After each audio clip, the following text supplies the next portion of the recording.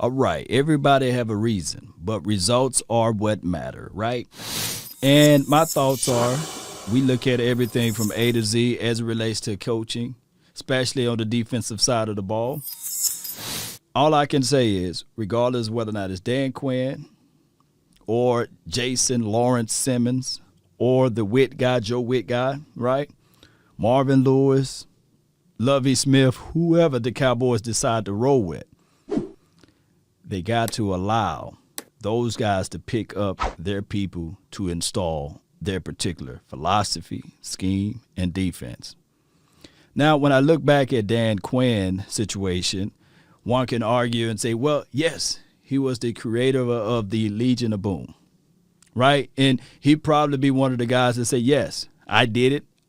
This is what I've done, right? They can look at all of those things from A to Z. But we do not want to alienate anybody that's already here. We got to look at the full picture. And I know it's hard to see the picture when you are in the frame. That is the reality of it. Well, Law, what are you saying? Well, here's the situation. You got George Edwards that is right in the house. They're interviewing everybody else, but they didn't interview George Edwards right now. So I want to know how he feel about this situation. Shouldn't he be looking at it saying, hey, I'm just as qualified as everybody else, and you're not interviewing me? Or it could be a wink-wink situation to George Edwards and saying, okay, you the guy all along. We just got to make sure that we leave no stone unturned, which could be the situation in this scenario. Now, my reservations on Quinn, he's been the head coach for the Atlanta Falcons since 2015-ish, I believe, right? They went to the Super Bowl. So collectively speaking, I think that he was with the Seattle Seahawks the two times they went back-to-back or whenever they went to the Super Bowl many a moons ago. So within that time frame, he's been to more Super Bowls than the Dallas Cowboys can ever imagine, right? There's three of them. One with Atlanta Falcons, two with the Seattle Seahawks, which we all know that when you start to win, that's when everybody start probing and picking out your particular team, and that's what happened with the Seattle Seahawks. Everybody became valuable. Everybody became, oh, we want this person. And kind of like when we go all the way back to the 90s, right? When we were winning Super Bowls and Dave Wanstead left, right? Everybody became valuable. And it was a situation even in that moment of time that during that time frame when people start looking at the Dallas Cowboys picking out who they can get, there was a lot of animosity there because a lot of those coaches that were in the locker room or within the confines of the team right after Jimmy left or what have you, they said, hey, what about me? Huh? What about me? How you going to let an outsider, Barry Switzer, get the position, right?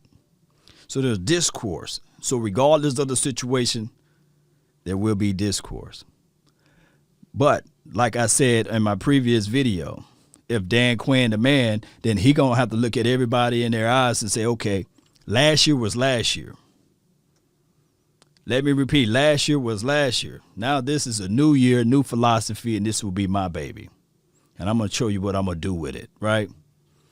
He got to bring in his people. Now, they said that they did an interview via the phone, and now this is supposed to be his second interview, according to Mike Fisher. Shout out to him. Check out his wonderful YouTube page. He's growing like crazy over there. Y'all check it out on the YouTube and check out his Twitter. All right, so we know that. We know that this is now his second time around. Now he's supposed to meet up with the Joneses, probably meet up with Will McClay, probably meet up with Chris Hall or whoever. And they got to lay down the groundwork and say, okay, this will be the philosophy of the Dallas Cowboys heading into the 2021 season. These are my guys that I really like in the free agency. Oh, this is my philosophy as it relates to the draft. Oh, let me do the personal one-on-one interviews with those who got expiring contracts and you probably have to reach out to the general manager, and say, these are the guys that you want to shop around, right?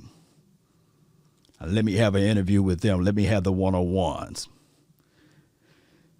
And, of course, meeting with Mike McCarthy, you probably have to lay down some groundwork.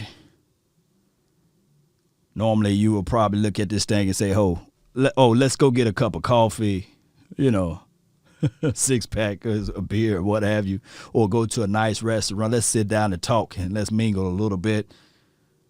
Let's do this whole thing and figure this thing out. But you got to be mindful that you got to do what's right by the guys that's already here. I think that they should give them a first swing at it as it relates to interviewing, and don't interview those guys last. The in-house guys, George Edwards and whoever else that's inspired to be the defensive coordinator. Maurice Linguist, I don't know if he's qualified, but you guys get what I'm saying, right?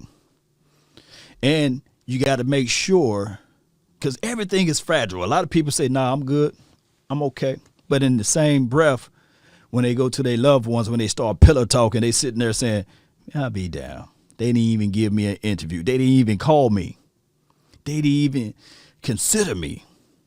They just played that lip service thing all around, saying that they really like my services and they like my ability to coach, but they didn't show it. And remember, everyone have a reason, but results are what matter. Now, my thing is, even with Dan Quinn, last year's defense was horrible for the Atlanta Falcons. There's just a reality there because he was the head coach, right?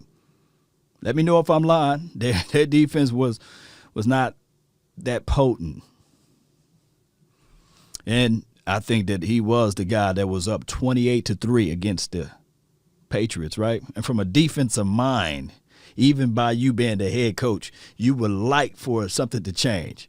Now, here's the situation. Hear me out. Even though I'm saying that, hey, that calls for pause. But I will look into this situation like this, just like I said with Chase and Garrett.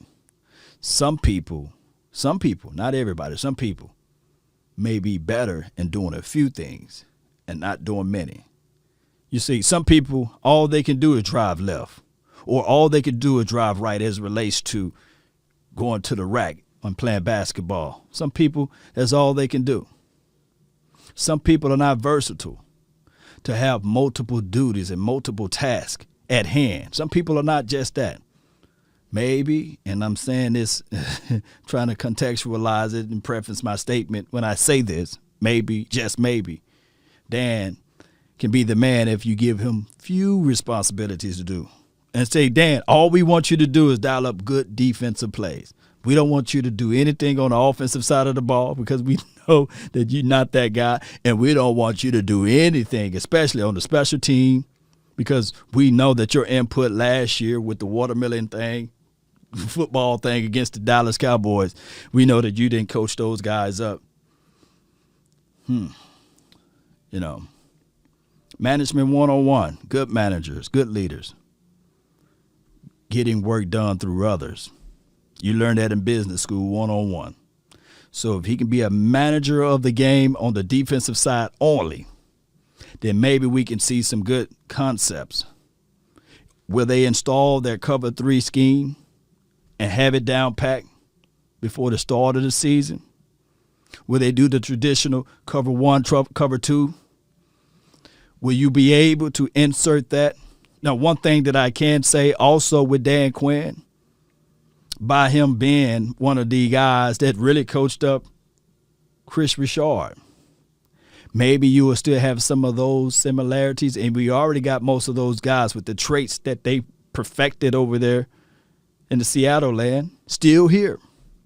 Maybe he can look at it and say, okay, with Cheeto Woozier, here's where the problem, or that was the issue with Jordan Lewis. I want those two.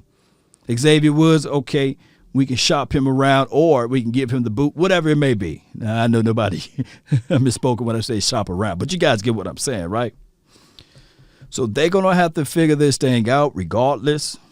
All I can say is, Cowboy Nation, I am, believe it or not, happy that they are doing their due diligence. At least we are hearing from the nation, Cowboys Nation, that they are bringing in more and more guys. But the time is ticking, because what happened here is that when we look at everything, we know that installment need to be in place, as well as the decisions on who you're going to keep and who can fit well within your system. But before we get anything else going, these guys, these coaching staff, they got to work with each other. We can't use that same excuse again, Mike McCarthy, saying that, hey, we don't have that rapport, that continuity, that unity. So all of that stuff is gone out the window, because now you got all of the time in the world to sit down, go by one, each one of the players, pull up the draft board, and look at every player that you really like. Oh, and then look at every player that you really love more than you like.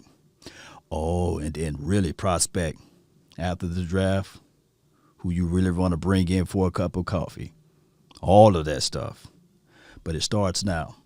Post me your thoughts. Post me your concerns down below. Shout out to Dan Quinn for the second interview, if that's actual.